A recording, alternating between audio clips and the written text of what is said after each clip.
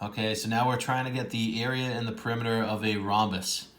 So first things first, let's take a look at the information that we were given. So it looks like we're given half of a diagonal here is 11, half of the other diagonal here is 12.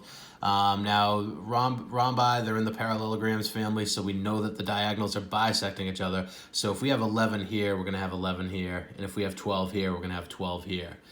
So the first thing I did, knowing that we need the length of the diagonals in our area formula, was I figured out what each diagonal would be worth. So 2 times the 11 will give us 22 for diagonal 1, and then diagonal 2, we're going to do 2 times 12 and get 24 for that length.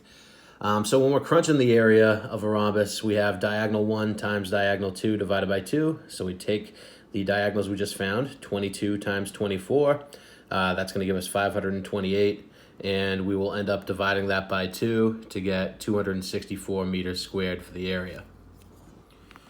All right, so we have the area at this point. Now we're going to have to go after the perimeter. Now, if we look here, we don't have any of the sides. Now, one thing that's good is that with a rhombus, all 4 sides are going to be the same length. So if we can find just the length of one of the sides, all we'll have to do is, add it together 4 times or simply multiply it by 4.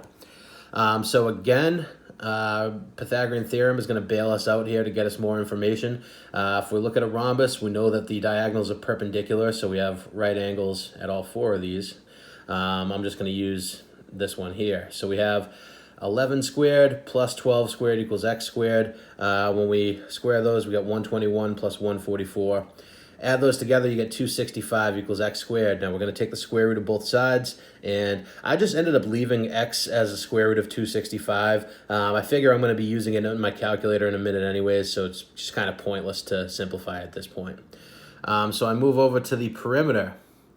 Now with the perimeter, I'm going to be multiplying 4 times that square root of 265. Or I could just add it together 4 times, but I figure why not save some time. But anyways, when you do 4 times the square root of 265, rounded to the nearest tenth, you should get a perimeter of 65.1 meters.